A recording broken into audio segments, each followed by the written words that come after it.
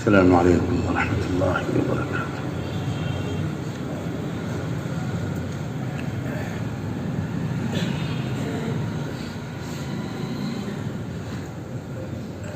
الحمد للہ وکفی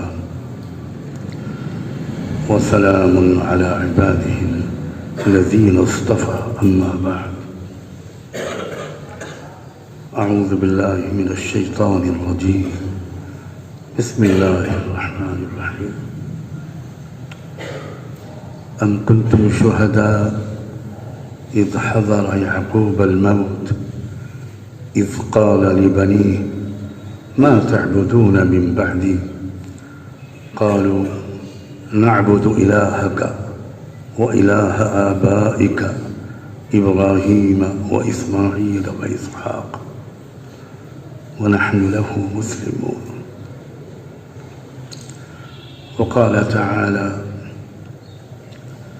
يا أيها الذين آمنوا قوا أنفسكم وأهليكم نارا۔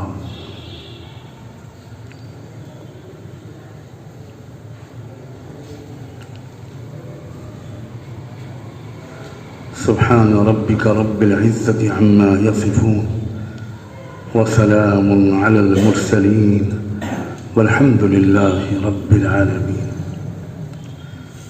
اللهم صل على سيدنا محمد وعلى آل سيدنا محمد وبارك وسلم۔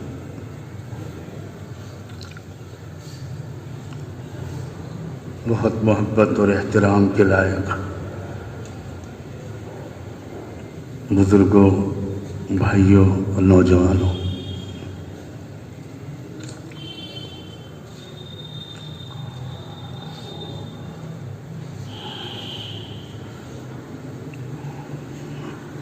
قرآن مجید کا ایک بہت بڑا احسان یہ ہے کہ انسانی تاریخ میں ایسے جو واقعات وقتاً فوقتاً رونما ہوئے،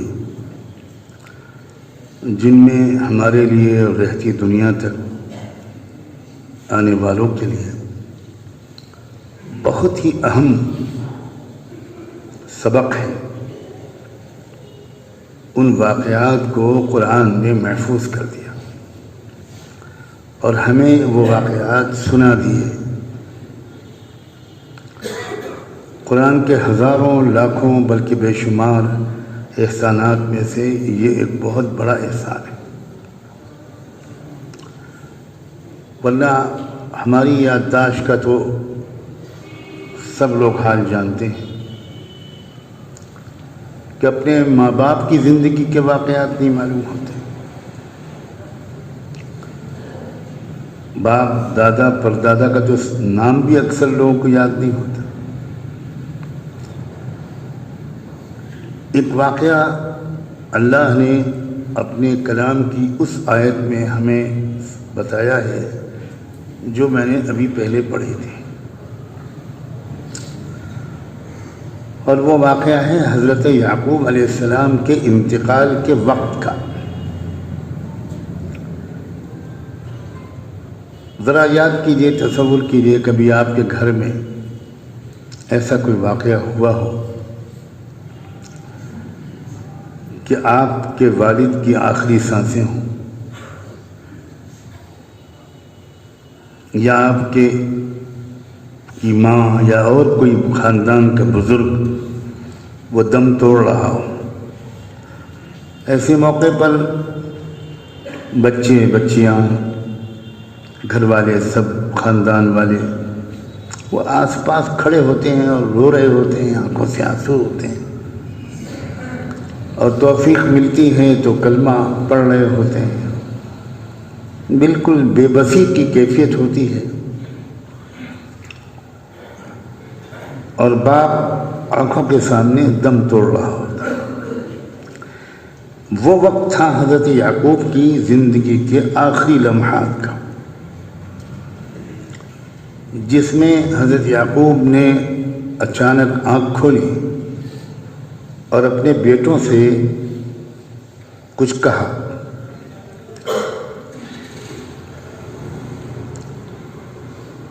اور وہ کیا کہا؟ نہ مکان، نہ جائیداد، نہ ترکہ، نہ کھیت، نہ باغ، نہ مال، نہ پیسے، کوئی تذکرہ نہیں کسی چیز کا۔ اچانک حضرت یعقوب نے اپنے بچوں سے پوچھا، بچے بھی کون؟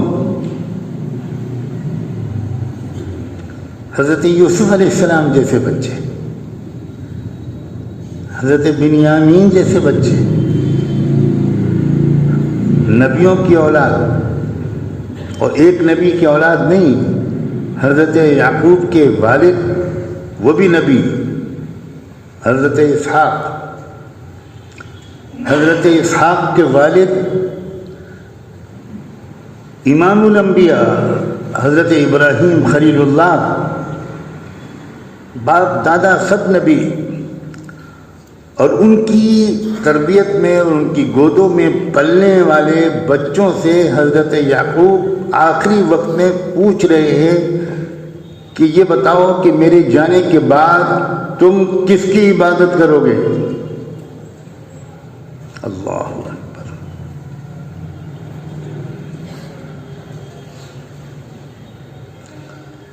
بچے سمجھ رہے ہیں کہ یہ تکلف کا وقت نہیں ہے، فوراً انہوں نے جواب دیا، نعبد الہک و الہ آبائک، جس اللہ سے، جس معبود سے آپ نے ہمارا تعلق جوڑا ہے، آپ کے معبود اور آپ کے باپ دادا، حضرت اسحاق کا رب، حضرت ابراہیم کا خدا، ہم صرف اسی ایک خدا کی عبادت کریں گے، کبھی کسی اور کو شریک نہیں کریں گے۔ ذرا غور کریں، دنیا میں سب سے زیادہ اگر کسی کو اپنی اولاد کے بارے میں اس اطمینان کے ساتھ دنیا سے جانے کا حق تھا کہ ہزار دباؤ پڑ جائے، حکومتیں دشمن بن جائیں اور ایک ایک ایمان والے سے ایمان چھیننے لگیں اور کفر اور شرک زبردستی ٹھونسا جائے، تب بھی میرے بچے اتنے پختہ ہیں کہ یہ کبھی بھی کفر کو قبول نہیں کریں گے، شرک کو قبول نہیں کریں گے، توحید کا دامن نہیں چھوڑیں گے، کوئی سودے بازی قبول نہیں کریں گے، جان دے دیں گے مگر ایمان اور توحید کو نہیں چھوڑیں گے۔ سب سے زیادہ مطمئن ہونے کا حق آپ خود بتاؤ، حضرت یعقوب کو تھا یا مجھے اور آپ کو ہے اپنی اولاد کے بارے میں؟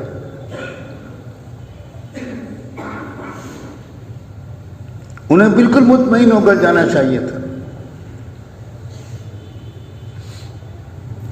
اور کوئی وصیت کر دیتے کہ بھئی آپس میں محبت سے رہنا، پیار محبت سے رہنا، غریبوں کا خیال رکھنا، مگر وہ یہ سب نہیں پوچھ رہے ہیں۔ اور پوچھا ہو تو قرآن نے ہم کو نہیں بتایا، قرآن نے ہم کو بتایا کہ انہوں نے آخری اذ حضر یعقوب الموت، جب یعقوب، میرے بندے یعقوب کی موت آ گئی، آنے لگی۔ احتضار عربی زبان میں سکرات اور نزع کی شروعات کو کہتے ہیں،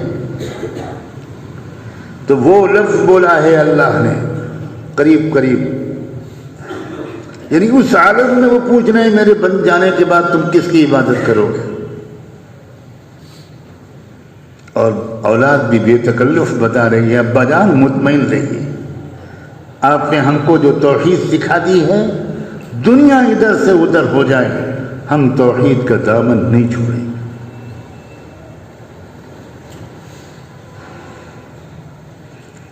میں نے دوسری آیت پڑھی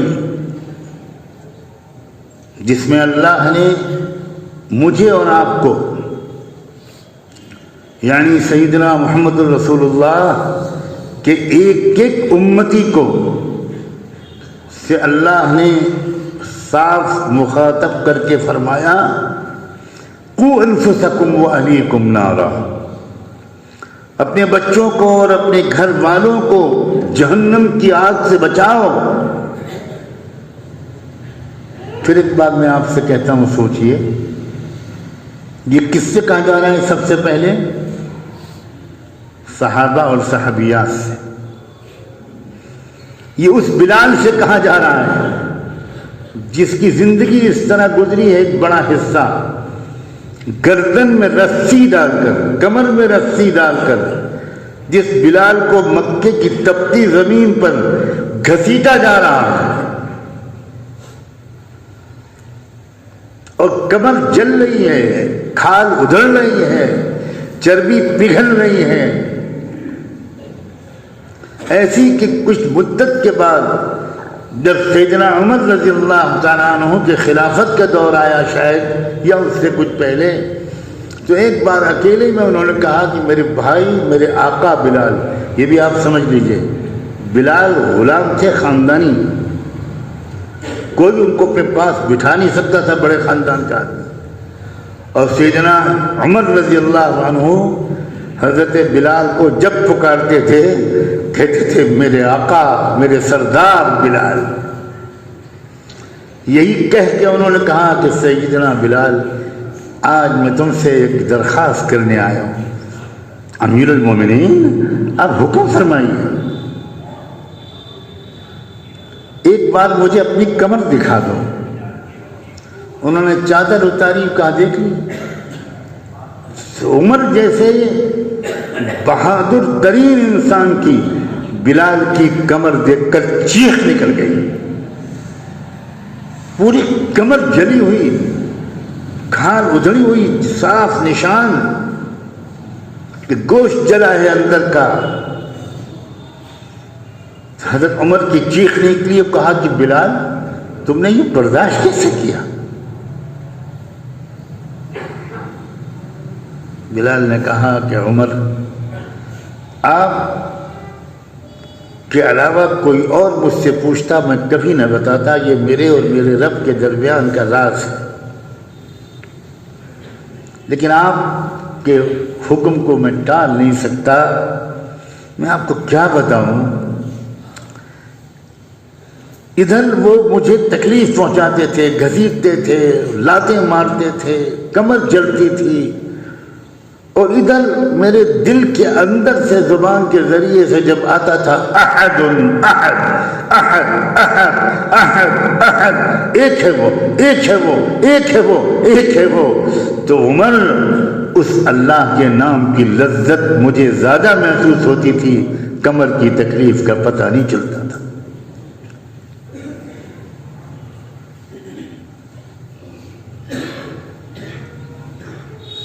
اے مسلمانوں، سمجھو کہ ہم کس زمانے میں جی رہے ہیں، ہوش کے ناخن لو، خواب غفلت سے بیدار ہو۔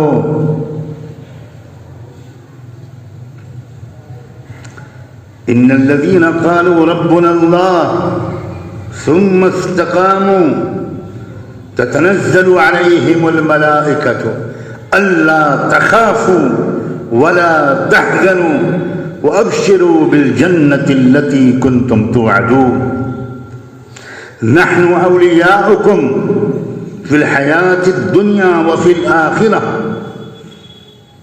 جو لوگ یہ کہہ دیں دل کی زبان سے کہ ربنا اللہ، میرا پالنے والا، میرا رب، زندگی، موت، عزت، ذلت، سب کچھ دینے والا رب ہے، رب جو چاہے گا وہ ہوگا، اگر رب جو نہیں چاہے گا ساری دنیا کی حکومتیں مل کر کچھ نہیں کر سکتی۔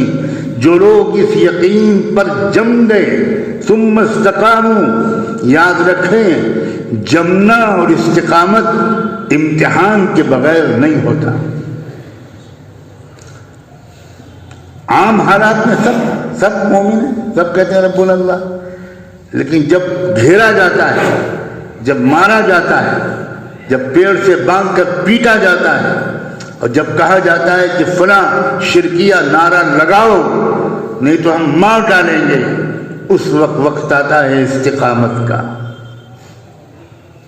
جب حکومتیں، سرکاری محکمے، پورا میڈیا، پورا ماحول اعلان جنگ کر دیتا ہے توحید کے خلاف۔ میرے الفاظ پر غور کرنا،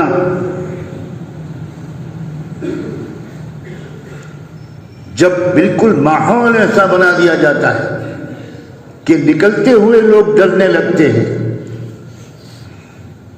جب نوجوان کاروبار کے لیے یا اسکول کالج کے لیے نکلتے ہیں تو انہیں تو خبر نہیں ہوتی کہ ان کی ماں ان کی واپسی تک کس طرح ڈرتی، سہمی اور تڑپتی رہتی کہ پتہ نہیں میرا بیٹا واپس آئے گا کہ نہیں آئے گا۔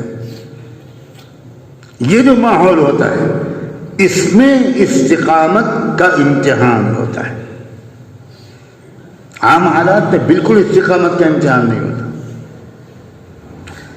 اور آ گیا، سچ گیا، میں کھلا پورے ملک میں گھوم کر کہہ رہا ہوں، امتحان کی بساط بچھ چکی ہے، آزمائشوں کا دور آ چکا ہے، اسی کو دور فتن کہتے ہیں۔ یہ آزمائشوں کا دور ہے، یہ چھٹائی کا دور ہے۔ اس میں ایمان والا الگ کر دیا جائے گا اور صرف زبانی ایمان والے الگ کر دیے جائیں گے، اور اشاروں سے، اللہ کے رسول کے اشاروں سے یہ بھی پتہ لگتا ہے کہ اس دور کے مسلمانوں کی اکثریت ایمان پر قائم نہیں رہ پائے گی۔ یہ وہ دور آ گیا۔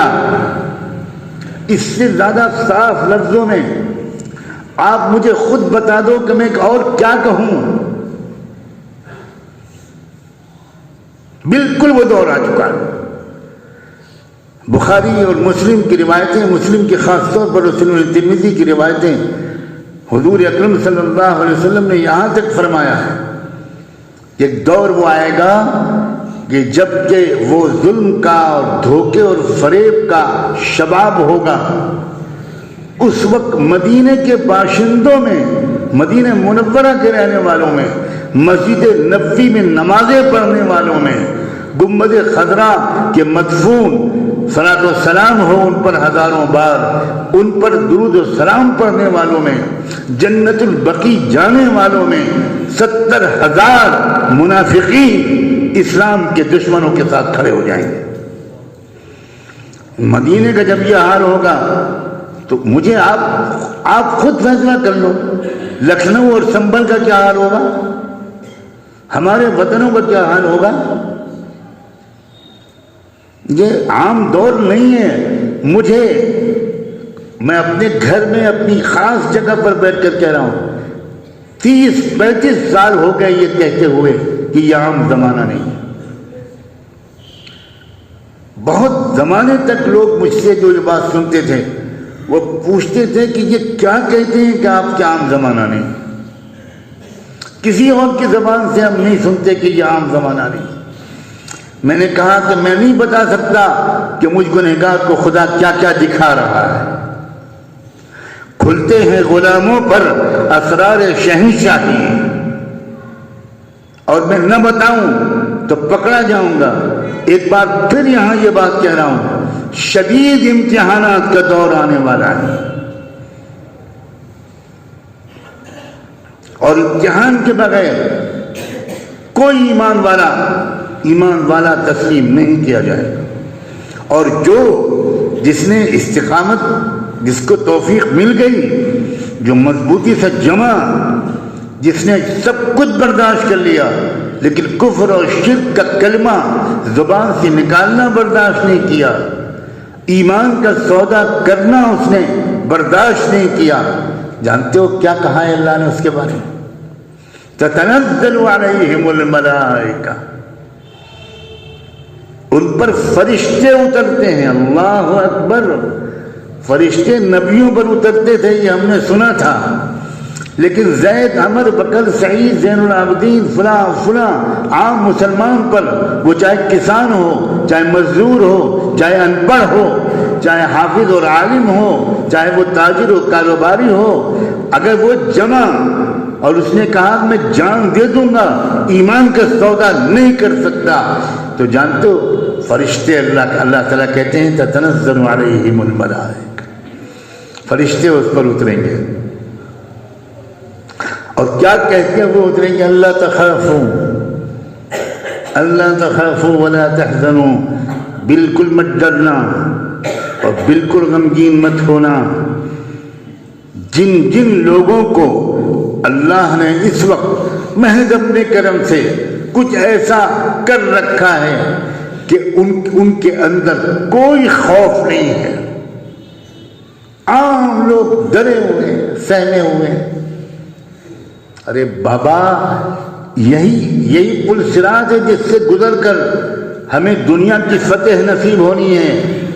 یاد رکھنا، سجاد زندہ نہیں رہے گا مگر آپ اور آپ کے نوجوان اور آپ کی اولادیں دیکھیں گی ایک وقت آئے گا کہ مشرق سے مغرب تک، شمال سے جنوب تک کلمہ لا الہ الا اللہ کا غلبہ ہوگا۔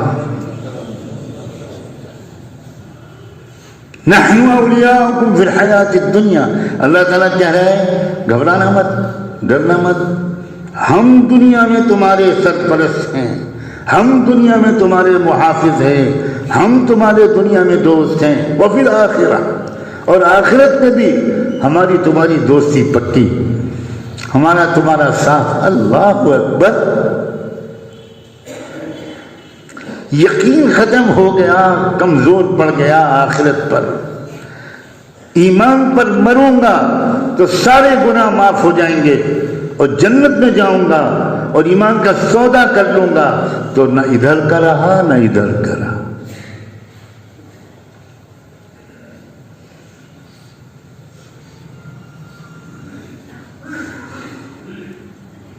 بالکل صاف عرض ہے، ایمان والوں اور والیوں کے امتحان کا وقت آ گیا۔ بیداری کاش کہ اتنی نظر آ جاتی جتنی کی ضرورت ہے۔ غفلت کی علامتیں بتاؤں، آپ اپنے بچوں اور بچیوں کو ابھی بھی کالجوں میں بھیج رہے ہیں، کسی تربیت کے بغیر بھیج رہے ہیں، کسی آگاہی کے بغیر بھیج رہے ہیں۔ آج کل کے اکثر کالج جو ہیں یہ ایمان کی قتل گاہیں ہیں۔ یہ بتانا میرے ذمے ہے اور آپ کا اس پر یقین کرنا آپ کے ذمے ہے کہ آپ کی بچیوں کی عزتوں کو لوٹنا طے ہو چکا ہے، آپ کی بچیوں کو مرتد بنانا طے ہو چکا ہے، آپ کی بچیوں کو جادو ان کے اوپر کرا کر وہ ان کو مرتد بنانا طے ہو چکا ہے۔ بہت کچھ ہو رہا ہے، کچھ خبر نہیں ہمارے والدین کو۔ وہ بہت بے تکلف بچیوں کو کالج بھیج رہے ہیں، بہت بے تکلف بچیوں کو موبائل دے رہے ہیں۔ انہیں کچھ خبر نہیں کہ موبائل کا استعمال کیسے ہو رہا ہے، انہیں کچھ خبر نہیں کہ لیپ ٹاپ کا استعمال کیا ہو رہا ہے۔ ماں باپ کو یہ فرصت ہی نہیں کہ اپنے بچوں کے ساتھ 2-4 منٹ بیٹھیں۔ میرے پیارے بچوں، میرے جگر کے ٹکڑوں، میں دن رات محنت کر کے تمہارے لیے انتظام کرتا ہوں۔ تمہیں بخار آتا ہے تو تمہارے بدن کو تکلیف ہوتی ہے، میرے دل کو تکلیف ہوتی ہے۔ تمہارے لیے میں کماتا ہوں، تمہارے لیے میں بخار کی حالت میں دکان کھولتا ہوں۔ بچوں پیارے بچوں، ایمان اور تقوی والی زندگی اختیار کرنا۔ نہ کوئی ماں نصیحت کرتی ہے بچی کو، نہ کوئی باپ۔ گھر کے اندر آپس میں ماں باپ بچوں سے دوستانہ انداز سے باتیں کریں اور یہ سمجھائیں کہ باہر کا موسم ٹھیک نہیں ہے، آندھیاں چل رہی ہیں، میری پیاری بیٹی سازشیں ہو رہی ہیں۔ کسی کو پتہ ہی نہیں، نہ کسی نوجوان لڑکے کو پتہ ہے نہ نوجوان لڑکیوں کو پتہ ہے، بالکل بے تکلف۔ امریکہ، یورپ میں آپ حیرت کریں گے، اکثر ایمان والوں نے اپنے بچوں اور بچیوں کو اسکول کالج بھیجنا بند کر دیا، بالکل بند کر دیا۔ Home schooling, on line education, یہ اس کا وہاں پر رواج بہت بڑھ گیا ہے، اور وہ گھر میں رکھ کر پوری تعلیم کراتے ہیں، یونیورسٹی تک پڑھاتے ہیں، پی ایچ ڈی کراتے ہیں، یہ پڑھو وہ پڑھو، گھر پر پڑھو گے، کوئی کالج نہیں جائے گا۔ کیا وہاں کے ایمان والے اب ہم سے آگے بڑھ گئے؟ میں تو کہتا ہوں یقیناً وہ آگے بڑھ گئے، مجھے اس میں کہنے میں کوئی شبہ نہیں ہے۔ ایک لڑکا عامر تھا، نوجوان، امریکہ میں، اس کے کالج نے تیراکی کا پروگرام طے کیا کہ سوئمنگ کرنی ہے بچوں کو تاکہ ان کی فزیکل ایکسرسائز ہو، ورزش ہو۔ تو وہ تیار ہو گیا، اس نے نام لکھا دیا کہ ہم لوگ سب کریں۔ اب جو وہاں پہنچا تو سوئمنگ پول کے پاس لڑکے اور لڑکیاں سب ایک ساتھ، اور یہ کہا وہ سب ہر لڑکے کے ساتھ ایک لڑکی تیرے گی۔ مصری لڑکا تھا وہ عامر، اس نے کہا کہ نہیں، میں بالکل نہیں تیر سکتا، نہ، میں اکیلے تیراکی سیکھوں گا اور تیروں گا، سوئمنگ کروں گا، لیکن کسی لڑکے یا لڑکی کے ساتھ نہیں کروں گا۔ کالج کی طرف سے اس کو کہا گیا کہ تم جانتے ہو اس کا کیا انجام ہوگا؟ اس نے کہا بتا دیجیے سر کیا انجام ہوگا؟ ان کا کالج سے نکال دیے جائیں گے، آپ کالج سے نکال دیے جاؤ گے۔ ان کا میں آج سے ہی کالج کو چھوڑنے کا فیصلہ کرتا ہوں، خدا حافظ۔ اس عامر لڑکے کے اس فیصلے کو دیکھ کر ایک امریکن لڑکی جو بالکل سوئمنگ کے ننگے لباس میں پہن کر جانے کے لیے تیار ہو چکی تھی، عامر کی کلاس فیلو تھی، اور عامر جہاں سے بس پر سوار ہو کر اپنے کالج جاتا تھا اسی جگہ پر اس لڑکی کا بھی مکان تھا، وہ بھی اسی بس سے سوار ہوتی تھی، روز جانے اور آنے میں ساتھ ہوتا تھا۔ یہ عامر لڑکا میرے استاد کا بیٹا تھا، میرے بہت محسن استاد ڈاکٹر احمد ابراہیم موہنا، یہ ان کا بیٹا تھا جو مجھے اپنا بیٹا مانتے تھے۔ عامر کی اس انکار کو دیکھ کر ایک امریکن لڑکی قریب میں آئی کہ واٹ از دا میٹر، وہاں آئی گوئنگ، تم کہاں جا رہے ہو، کیا ہوا کیا؟ اس نے کہا کہ میں لڑکیوں کے ساتھ نہیں تیر سکتا۔ تو لڑکی نے آ کر سوئمنگ کے جو ذمہ دار ٹیچر تھے ان سے کہا کہ سر پورے کالج میں اس سے زیادہ اچھا اور شریف لڑکا نہیں ہے، روز میرے ساتھ بس میں آتا ہے، وہی اسی بس سے میں آتی ہوں، یہ بیٹھتے ہی بس میں بیٹھتے ہی قرآن نکالتا ہے، پڑھنا شروع کر دیتا ہے، کسی کی طرف نہیں دیکھتا۔ 2 سال ہو گئے، ایک دفعہ بھی اس نے مجھے نہیں دیکھا۔ تو یہ جو کہہ رہا ہے لڑکیوں کے ساتھ نہیں تیروں گا، تو اس کا کیریکٹر ایسا ہی ہے۔ تو اس کے ٹیچر نے دھمکایا کہ تم اس طرح کی بات کر کے اپنے فیوچر کو برباد مت کرو۔ اس نے کہا اچھا سر ٹھیک ہے، میں بھی جاتی ہوں، میں بھی سوئمنگ نہیں کروں گی۔ آپ کیریکٹر تو بناؤ، آپ کردار تو بناؤ، آپ ایمان کو مضبوط تو کرو، آپ اپنے بچوں اور بچیوں کی تربیت تو کرو۔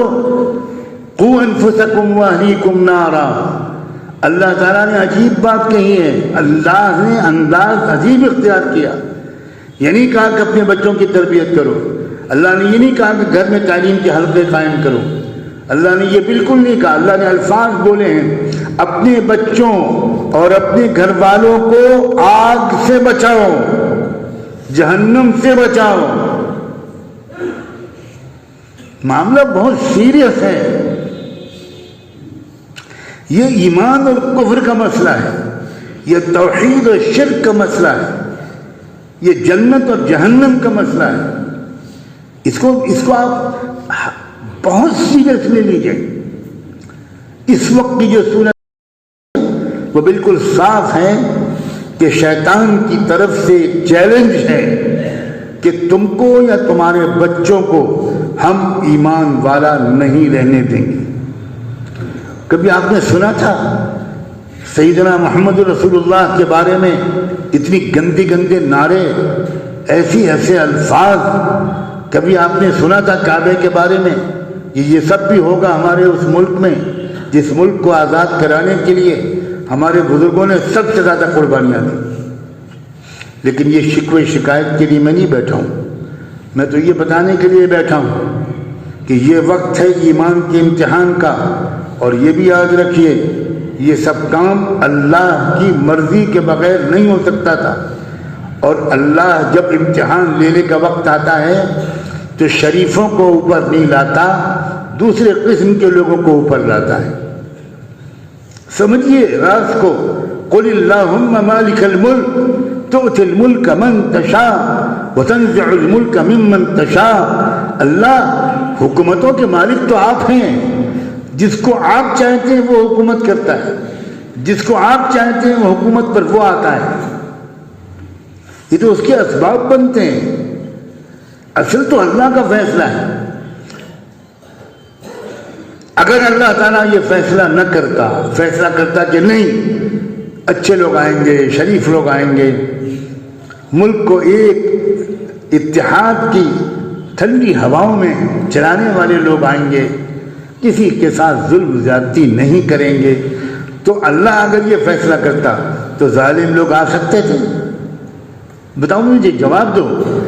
آ سکتے تھے ظالم لوگ؟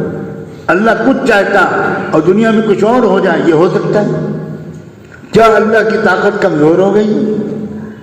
کیا اللہ کی وہ طاقت نہیں باقی رہی جو قوم عاد کے زمانے میں تھی, قوم سمود کے زمانے میں تھی, قوم مدین کے زمانے میں تھی, حضرت ابراہیم کے زمانے میں تھی, کہ آگ میں ڈال دیے گئے اور عجیب بات ہے آگ ٹھنڈی ہو گئی. اور ٹھنڈی کرنے کے لیے یہ عجیب واقعہ ہے کہ اللہ نے آگ سے ڈائریکٹ کہا, فرشتوں سے نہیں کہا کہ آگ کو ٹھنڈا کر دو. یا نار کونی قلنا یا نار کونی بردا وسلاما علی ابراہیم. ہم نے آگ سے کہا کہ آگ اے آگ ابراہیم پر تو ٹھنڈی بن جائے, چین آئے تیرے اندر آ کر. واہ بھائی واہ, اللہ کی وہی قدرت آج بھی ہے. واللہ العظیم, اللہ کی قدرت جو بدر میں میدان میں تھی وہ آج ہے, جو احد اور غزوہ خندق میں تھی وہ آج ہے. اللہ نہیں بدلا, ہم بدل گئے, ہم بہت زیادہ بدل گئے. کرتا, ٹوپی, داڑھی سب کچھ موجود ہے, 5 وقت کی شاید نمازیں بھی موجود ہیں, مگر اللہ کی ذات پر یقین اور اسلام کی حقانیت پر یقین اور کفر اور شرک کے مقابلے کا جذبہ, اللہ کے سوا کسی سے نہ ڈرنے کا اندر معیار, یہ بڑھانے کی ضرورت ہے, یہ بڑھانے کی ضرورت ہے. اللہ نے ایک دفعہ تو صحابہ کرام کو جھجھوڑ دیا, تم ان سے ڈر گیا. صحابہ اور ڈر غیر اللہ کا. لیکن ہوتا یہ ہے کہ جب کوئی سخت بات اللہ تعالیٰ کہنا چاہتے تھے تو اللہ کا عجیب کرم ہے, وہ اللہ جانتے تھے میرے رسول کے صحابہ برا نہیں مانیں گے. کہنا تو مجھے بعد والے مسلمانوں سے ہے, لیکن میں صحابہ سے کہوں گا انہیں برا نہیں لگے گا, اور بعد والے شاید سبق لے لے. بعد والوں سے اتنی سخت زبان میں بات کروں گا تو وہ تو اللہ کو بھی برا بھلا کہنے لگے. تو یہ قربانی بھی صحابہ نے دی ہے. اللہ آپ کو جو کہنا ہو آخری امتی سے, اللہ ہماری گردنیں حاضر ہیں, ہم سے کہہ دیجیے. آپ کا کلام تو محفوظ رہے گا, پہنچ جائے گا بعد والوں تک, ہم سے کہہ دیجیے. سبحان اللہ. اپنے نوجوان بچوں اور بچیوں کو آگ سے بچاؤ میرے دوستوں, ان کے ساتھ بیٹھو. مردوں کو تو عادت ہی نہیں کہ بچوں کے ساتھ کچھ اس طرح کی باتیں کریں, ڈانٹ ڈپٹ کر دینا, نماز پڑھی کہ نہیں پڑھی, اس یہ تربیت نہیں ہے. اس سے تو بچہ اکثر دور ہو جاتا ہے. اس کو سمجھائیے پیار سے, کسی سے مدد لیجیے کہ میں کون سے واقعات سناؤں. عبد القادر جیلانی سیدنا و سید الاولیاء, سرتاج اولیاء, سیدنا عبد القادر جیلانی کو اس ولایت کبریٰ کے مقام تک پہنچانے والی ان کی ماں تھی. حضرت خواجہ معین الدین چشتی کو اس مقام تک پہنچانے والی کہ کیا کہوں میں ان کے بارے میں. ان کو دیکھ کر لوگ کلمہ پڑھتے تھے، ان کے قریب بیٹھ کر لوگ کلمہ پڑھتے تھے، کھینچ کر چلے آتے تھے۔ وہ تمام غیر مسلم ہر مسلسل سفر کرتے تھے، گاؤں میں ایک جگہ پر جا کر کسی کی اجازت سے کسی زمین پر خیمے لگواتے تھے، وہیں ٹھہرتے تھے اور دیگیں چڑھوا دیتے تھے اور پورے گاؤں کو کھانے کی دعوت دلواتے تھے۔ اللہ اکبر۔ مسلمان بہت کم، اکا دکا، 99% لوگ غیر مسلم، کوئی بھنگی، کوئی چمار، کوئی کسان، کوئی مزدور، کوئی کیا، کوئی بنیا، کوئی، سب کو بلا ایک دسترخوان پر بیٹھتے تھے۔ حضرت کو کسی نے خبر دی کہ حضرت سب آ گئے، ایک بندہ نہیں آ رہا۔ کون ہے وہ گھروں سے گندگی اپنے سر پر ٹوکرا رکھ کر پھینکنے جا رہا تھا۔ ڈھونڈتے ڈھونڈتے ہم اس تک پہنچے تو ہم نے کہا کہ تم کو پتہ ہے بڑے حضرت آئے ہوئے ہیں اور کھانے کی دعوت کی ہے، کہاں ہے گاؤں کے تمام لوگوں کو بلا لینا، بھائی آپ چلیے۔ تو وہ کہنے لگا آپ دیکھ رہے ہو میں اتنا گندا آدمی، اتنا نچلا آدمی، میں بھنگی ہوں، گھر کی تو گندگی لے کے جا رہا ہوں، میں کہاں اس قابل۔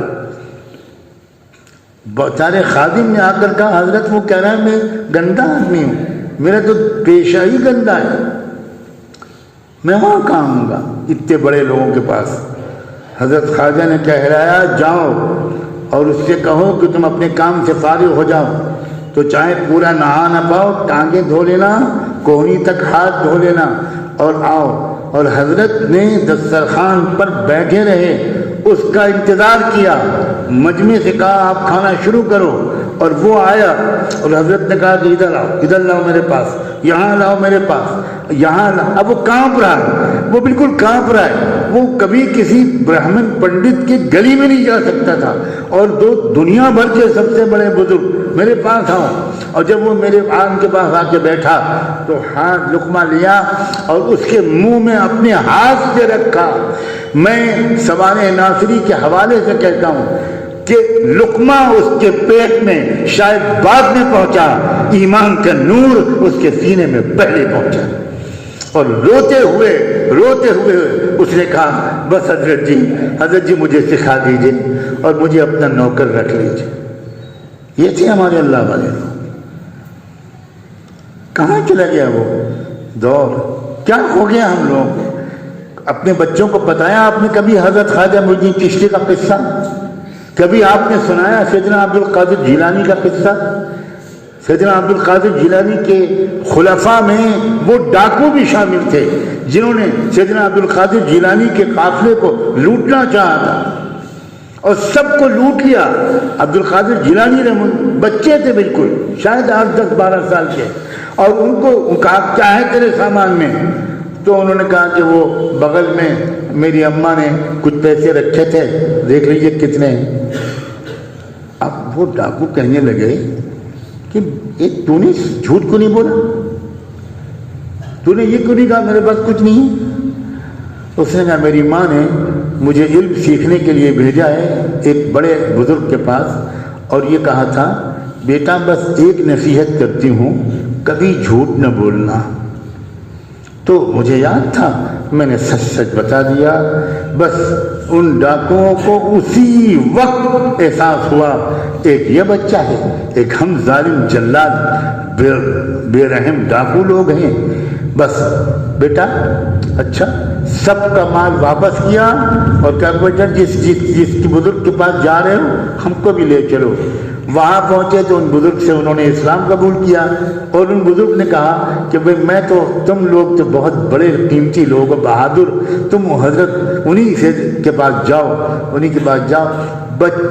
یہ بچہ جو تھا یہ بچہ واپس ہوا، اور اس کے بعد جب یہ ساتھ میں لے کر گیا بچہ تو یہ سارے ڈاکوؤں نے توبہ کی، اور آپ حیرت کریں گے کہ انہی ڈاکوؤں میں سے 7 لوگوں کو تربیت دے کر حضرت سیدنا عبد القادر جیلانی نے اجازت اور خلافت عطا فرمائی، اور ان کے ذریعے سے لاکھوں کو ہدایت ملی۔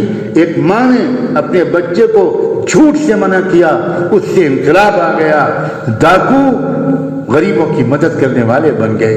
کہاں ہیں وہ مائیں، کہاں ہیں وہ باپ؟ تربیت نام کی کوئی چیز ہی نہیں ہے ہمارے گھروں میں۔ اور میں صاف کہتا ہوں یہ کالج، یہ قتل گاہیں ہیں۔ اکبر الہ آبادی نے بلا وجہ نہیں کہا تھا کہ یوں بچوں کے قتل سے فرعون بدنام نہ ہوتا۔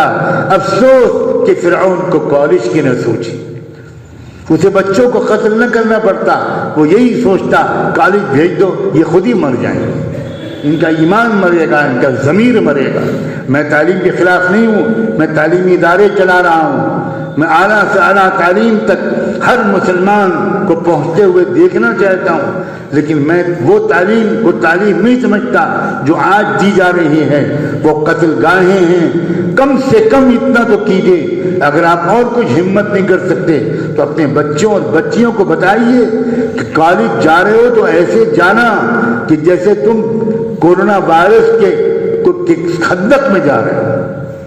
کمال ہے، ایک ذرا سا کیڑا گھسا تو پتہ چلا ارے دستانے پہنو، ماسک لگاؤ، سینیٹائزر استعمال کرو، فاصلہ رکھو، یہ کرو، کسی سے ہاتھ نہ ملاؤ، اتنی احتیاطیں۔ اور ایمان کو بچانے کے لیے کوئی احتیاط نہیں، کوئی فاصلہ نہیں، کچھ ہے ہی نہیں ایمان کو بچانے کا۔ حالانکہ دنیا بڑے بڑے لوگ کہتے ہیں یہ ماسک بالکل بیکار ہے، اس کا نقصان اس کے فائدے سے زیادہ ہے، لیکن میں جھگڑے میں نہیں پڑتا۔ میں تو یہاں ایک مثال یہ دینا چاہتا ہوں کہ احتیاط کی جاتی ہے بیماریوں سے، تو احتیاط کفر سے نہیں کرنی ہے، شرک سے نہیں کرنی ہے، جہنم میں جانے والے راستے سے نہیں کرنی ہے۔ اللہ تعالیٰ مجھے اور آپ کو، ہر ایک کو، اپنے بچوں، اپنے گھر کی خواتین مستورات، اپنی بچیوں کو اچھی تربیت دینے کی توفیق دیجیے۔ اور آپ کو سلیقہ نہیں ہے تو آپ علماء سے پوچھیے کیسے تربیت کرتے ہیں۔ اب وقت ختم ہو گیا، ورنہ میں اپنی والدہ کا کچھ حال بتاتا، آئے کاش کہ میں اب تک لکھ نہیں سکا ان کے اوپر۔ ان جیسی تربیت کرنے والی خواتین، کیا بتاؤں وہ کیسی تربیت کرتی تھی، کیا بتاؤں وہ کیا سکھاتی تھی، اشاروں میں، 2 لفظوں میں، کیا انداز تھا ان کا تربیت کا۔ وہ اسی سنبل کی تھی، اور ان کا گھرانہ کوئی علماء کا گھرانہ نہیں تھا، وہ بہت بڑی عالمہ حافظہ قرآن بھی نہیں تھیں، سیدھی سادی گھریلو خاتون تھیں، اردو پڑھنے والی تھیں، مگر میں تو یقین رکھتا ہوں بڑی بڑی ولیات میں ان کا انشاءاللہ حشر ہوگا۔ اللہ اکبر! نگرانی اور تربیت کا کیا حال تھا، کس طرح وہ نازک باتیں بتاتی تھیں۔ اللہ ان کو اعلیٰ علیین میں جگہ عطا فرمائے، اور ہر عورت کو ایسی ماں بنا دے، اور ہر باپ کو ویسا ہی باپ بنا دے جیسا اللہ نے مجھ گنہگار کو عطا کیا۔ ذمہ داری قبول کیجیے، بچوں کو سنبھالیے، نوجوانوں کو سنبھالیے۔ یہ نوجوان ہیرے ہیں، یہ نوجوان مستقبل کے لیڈر ہیں، یہ نوجوان انجینئر، ڈاکٹر، وکیل، تاجر سب بنے، خدا کرے، لیکن ایمان کے ساتھ، عشق رسول کے ساتھ، اتباع سنت کے ساتھ۔ نوجوانوں، تم امت کا مستقبل ہو، ساری امیدیں تم سے وابستہ ہیں، اسی لیے دشمن کی نگاہیں تم پر زیادہ ہیں، تمہیں کو بگاڑنا چاہتا ہے، وہ موبائل کے ذریعے، گندی تصویروں کے ذریعے، انٹرنیٹ کے ذریعے، چیٹنگ کے ذریعے لڑکیوں کو تمہارے پیچھے لگاتا ہے۔ مجھے معلوم ہے تفصیلات، لیکن اب وقت نہیں رہا۔ اللہ تعالیٰ ان باتوں پر عمل کی توفیق عطا فرمائے۔ جزاکم اللہ۔ دعا کریں۔